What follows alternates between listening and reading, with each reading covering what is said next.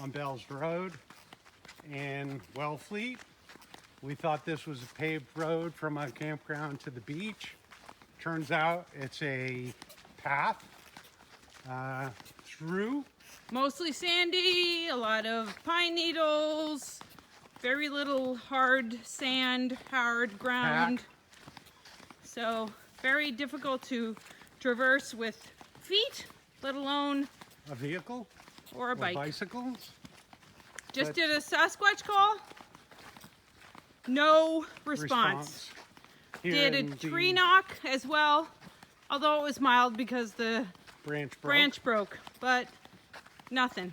We're here in the Cape Cod National Seashore Forest, and the sun is getting ready to go down.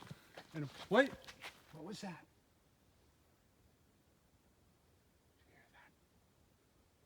Over there to the right. Just heard something. Just over there.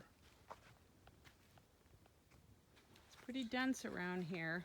It is dead quiet here. It's beautiful. It's very dense. So right now, we are in the deep part of the forest on Cape Cod, and if there was anything here, I thought, wait, did you just?